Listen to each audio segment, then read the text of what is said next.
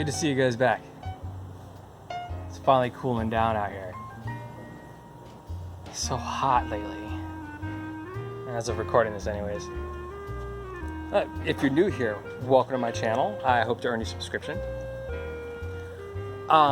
This following video you're gonna watch, I struggled with airing. I recorded it several months ago, and I've been working on a few different edits of it, a short version, long edit, moderately long edit, and here's why. So I was rambling on it, in it very badly. I'm trying to give my opinion on something, speaking from a place of personal experience. I want to preface this that I never went to a specific school to learn how to produce things, but I did go to school. I've got 12 years plus of schooling, and I like to think I'm a lifelong student of learning new things. So I like to learn new things, and production is something I learned on my own. And this video explores my steps to becoming a quote-unquote producer. So one of the other things, that's why I struggle. That's one of the reasons I struggled with airing this, is because it's not like a factual thing. It's an opinion piece. And I want people to understand that it's an opinion piece. Second is I felt the need to discuss things about myself that I've been through and lessons I've learned from going through those. And one of the videos I show who I kind of really was, and I'm just putting it out there now. So I've been struggling with putting this up because of that. So I'm putting it up there now. I'm not that person anymore. I'd like to think I'm a better person these days. So those are the two reasons that I've been struggling with putting this video up. Anyways, oh wait, no. I was originally recording it to be a series of videos to post in small little blocks, but because of my rambling, it's just not really. I don't think it would be good for a series of videos. So I'm putting it all together here, 30 some odd minutes. I hope you guys find some golden nuggets of information in this to help you in your journey to be a producer of some sort. So yeah, thanks you guys for watching, appreciate it. I'm gonna kind of ramble in this video about my own opinion on content creation. To me, content creation is like apprentice level production. It's not even level 1 production, it's apprentice level production. Content creating is simply recording your surrounding environment, whether it's on camera, on paper, with writing, on audio, just making a record of the existence of things in your surrounding environment. Now this record is to serve others who live in environments very different from your own, so that they themselves have the opportunity to see a little bit of the world. And if you do your content creation well, you end up creating a library of all of these things in your local environment: sights, sounds, tastes, smells, feelings, all of these things. So you create this library for others to hopefully find and experience. But the thing about just being a content creator is that you're kind of like, I don't know what example best to use. I've got all the pictures in my head, but the words just kind of fail me right now. You're kind of like a worker ant who is just gathering little bits and pieces from one area and stockpiling them all in another area. There's no rhyme or reason to anything that you are stockpiling. In today's day and age, that place to stockpile is the internet. It didn't used to be that way before the internet. Everybody had their own stockpiles. They had their own libraries that human beings had to physically travel the world to find, search around, at location scouting and making contacts and all that kind of stuff to bring all these libraries together under one roof and then start producing something with the content from those libraries. So when I say content creation is apprentice level production, there's room for advancement.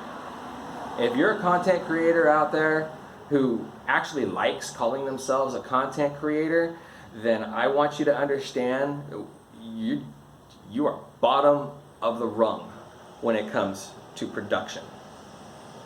And I want you guys to climb that ladder. I want you guys to know how to climb that ladder. So I'm going to do my best to teach you how to step up from being a content creator into eventually becoming a producer. There are levels in between that you need to go through. If you try to skip these levels to go straight into being a producer, you're not going to make it. Hopefully in these videos, you guys will learn the steps properly and will get you into being a producer. All right, so you've made it to this point. You're a content creator. You know how to record, you know how to store, you know how to set up your camera and your microphones, and you know how to get it all just right for the recording, and you have this library full of stuff, full of random stuff, all these video recordings, parties, people, you know kind of what you want to do with it. And so you start making some videos here and there, but you still got this giant library of stuff that you really don't know what to do with. It is at this point that you need to set being a content creator aside and start actually putting thought and purpose into what it is you are recording, so that you're not filling up all these, flash drives with a bunch of random crap that you don't know what to do with. It's time for you to step up from being an apprentice into being level 1, which is the scout, okay? The scout is somebody who puts time, effort, and thought into what it is they are recording. They're not just going all over the place recording whatever it is. Oh, let's record this just in case. Let's record this. Let's record this. No.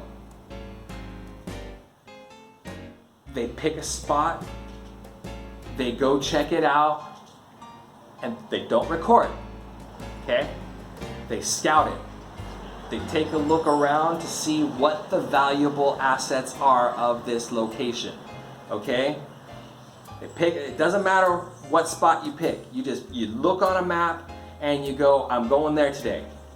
You go, spend the day there, and get to know the area, talk to the people, go to a restaurant, talk to somebody one of the servers at the restaurant, get some information about the area.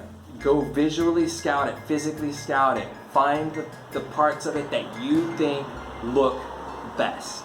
Make note of all this stuff, all right? Take a notebook with you, write all this stuff down. This is when you have to pay attention. This is why you're taking notes. Because when you go to a location and you're scouting and you're talking to people is when you just might find a golden nugget of a story to start, So you got to make notes. Anything that piques your interest in a location, you make note of.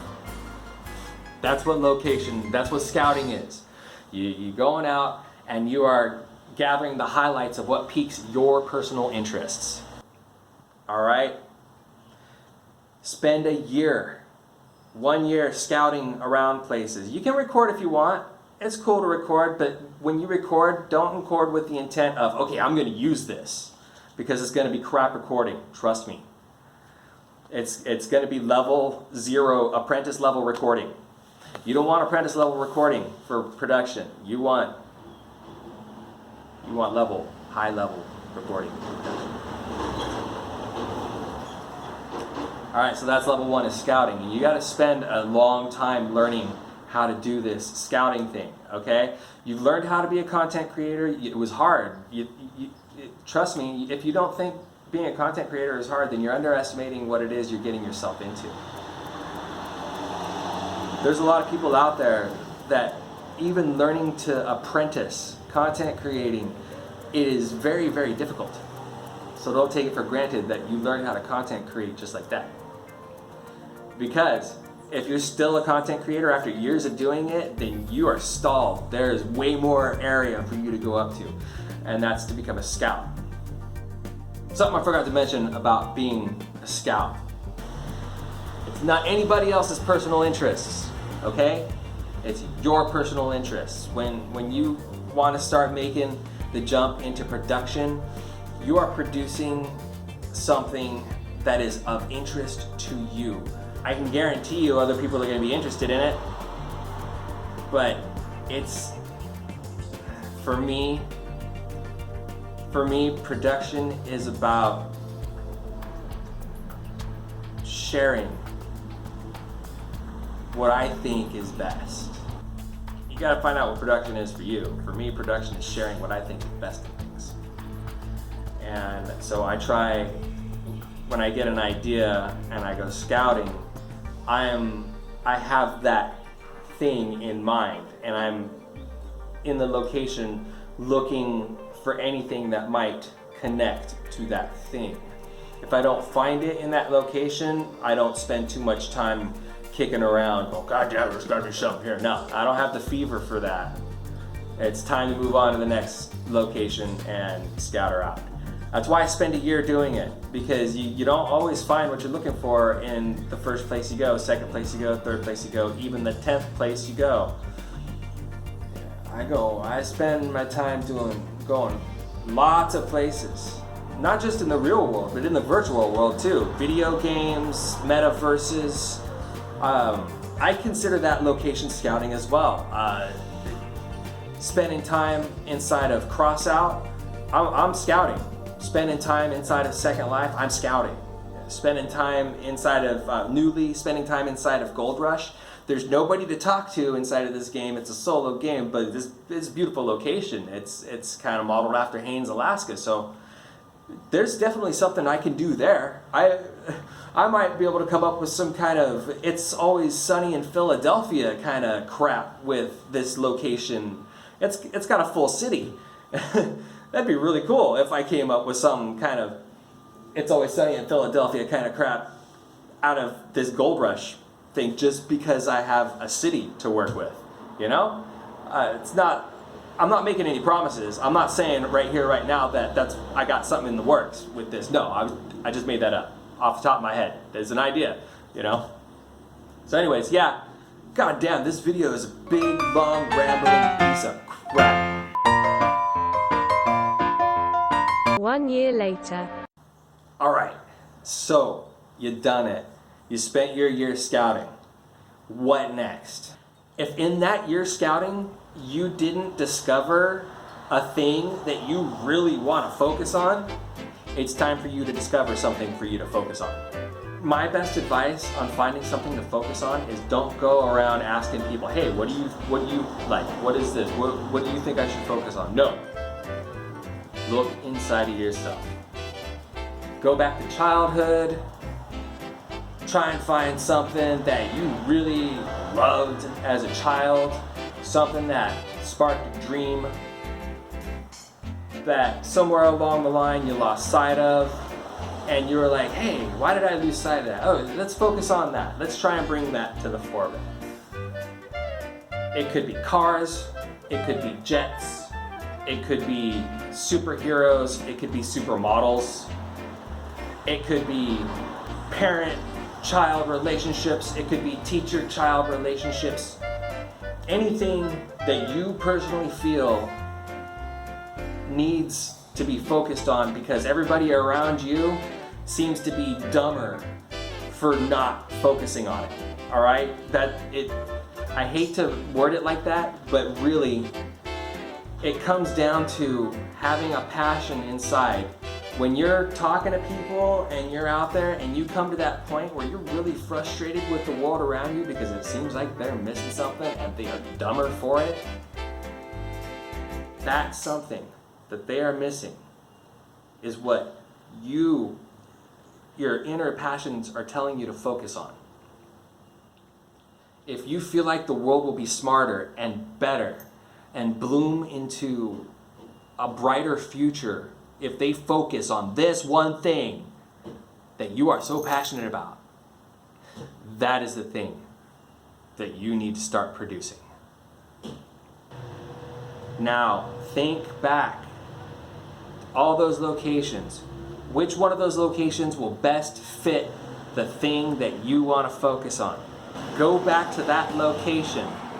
Pull out your notes. Go back to that location and start making your connections to the thing you want to focus on with how it could fit in that location. This, maybe I'm mistaken, but this is what I've come to understand as storyboarding. Alright? When you start connecting something visual to something inside of you to make a picture for others to understand. Artists storyboard all the goddamn time. Alright? Artists are innately storyboarding when they sit down to draw a picture. They've got something in their head and they just start drawing it out, and hopefully when they share it with somebody, that person gets the idea of what it is they are trying to put forth. Okay? The painting artist, the drawing artist, the sketching artist, without even knowing it, they are storyboarding. They are pulling an image from their head, putting it on paper for others to try and understand. You don't have to be any great artist, okay? You can storyboard with stick figures. It doesn't matter. As long as you get your idea across in a succession of pictures. You know, we go from point A to point Z and all the points in between. So that is your next step after being a scout, is storyboarding by putting together the connective tissues of the thing you want to focus on that you either discovered while scouting or already had in mind from being a content creator, or are just now discovering in this phase of production. All right? So, recapping, the thing that you want to produce, you won't necessarily know what it is being a content creator. You won't necessarily know what it is being a scout. This is the point that you need to figure out what it is. If you don't figure out what it is at this point, you will not be able to successfully move on as a producer. All right? So that's what we're going to cover in the next one, is moving on from being storyboarder, being content creator, scouter, storyboarder, into production. All right? Now, there are two roads you can go, two different directions you can go here. You can go straight to being producer, or you can go to being director, then producer, which I recommend. And that's what we're going to talk about next.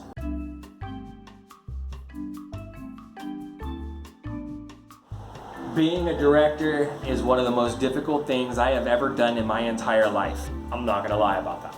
There is a school, a whole school, for you to learn about being a director that I simply cannot cover in a 5-minute video. Being a director is more than just pointing at people and saying action and cut. It's a lot more than that. Being a director requires a certain ability to take an individual, to take an actor to a place where they can perform best.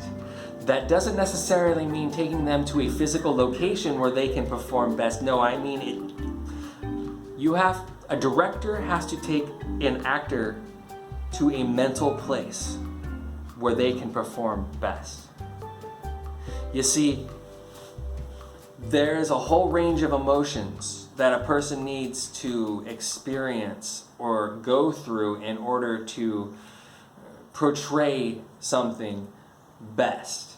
All right, you've seen your fair share of bad actors, you've seen your fair share of good actors. The good actors go someplace. All right, they're not on set when the camera's rolling on them. They're somewhere in their past, reliving an experience. And it's the job of the director to take them to that place. Sometimes it's not a very good place. Sometimes it's a very traumatic place. Being a bad director is being an abusive person, okay? Plain and simple. If you're a bad director, you are an abusive person. There's no ifs, ands, or buts.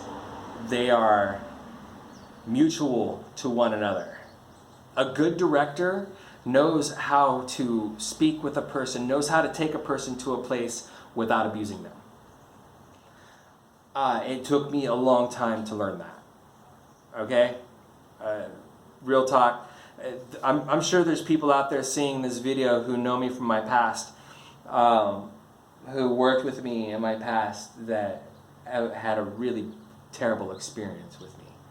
And I'm so very sorry for that. I am so very sorry for that. It's kind of why I work alone now. It's why I work in the virtual world, making things with video games and avatars, because I myself am in control of all of that stuff. I don't have to go to a person and take them to a dark place.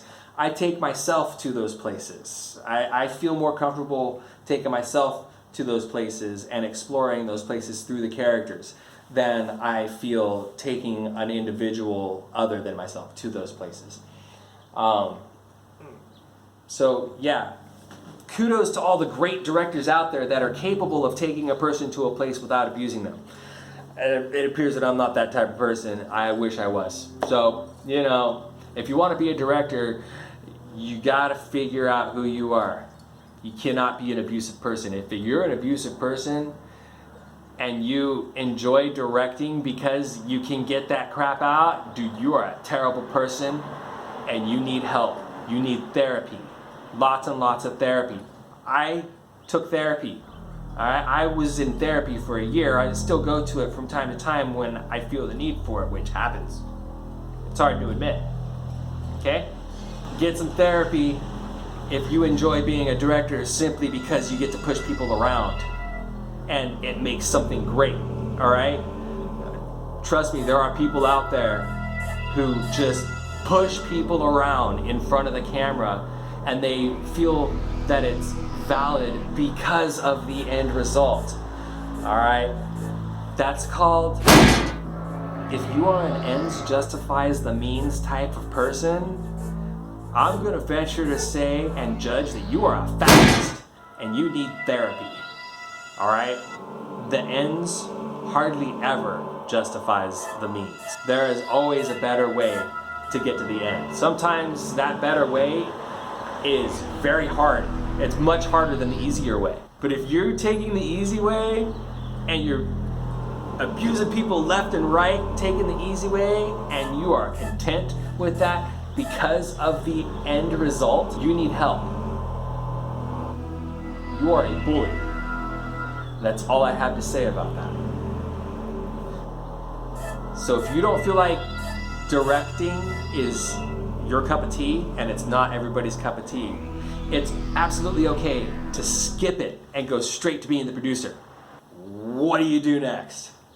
Well, my friend, don't quit your day job. Do not quit your day job. And here's why. Being a producer costs a lot of money.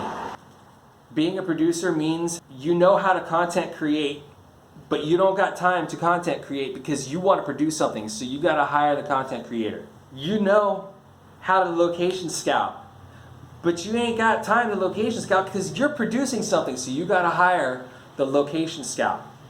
And you got to not only do you gotta hire the location scout, but you gotta interview first a bunch of different people to figure out which scout is gonna be best for you, which scout has the means to scout for you. Some people are gonna be hopeful, they've got their camera, they've got their car, but they go to a location and they don't know how to scout. They come back to you, they're still a content creator. They come back to you and they give you all of their stuff that they've scouted, and it's just a gobbledygook of no rhyme or reason. You're like, why did I pay you to do this? So you have to pay them. You hired them to do a job. They did the job. They may not have done it to your exact specifications, but they did it. You have to pay them. You don't pay them, either A, they try to sue you if they have that power, or B, they start spreading your name around all over the place as being a dude who doesn't pay for their work. Being a producer is not all, shits and giggles. You gotta have a lot of money. You gotta find the right people. You gotta put your trust in the right people. And once they've come back with all of this stuff, you gotta hire the artist to storyboard your idea. You give them an audio recording of your idea, and they give you back a visual drawing of your audio recording, or a sets of drawings from your audio recording. And you put that together as your storyboard. And then you gotta hire all the actors, you have to audition everybody. Where do you find where do you find actors? Where do you find agents? Dude, oh my God, so much goddamn work. So much goddamn work. All right? Now, I'm going to tell you this. Making a proper movie takes, at the very least, 3 years. Making a proper movie takes at least 3 years. The very least. If you're a producer, making a movie takes, the very least, 3 years. If you're starting from the very bottom as a content creator and working your way up, you could spend your entire lifetime making a movie. Right? So.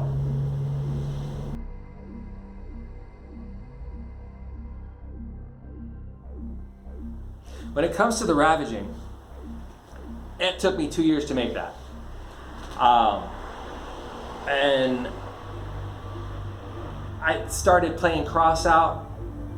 For the first 6 months, I did not have the ability to record on my computer. I took notes. I took my physical notes.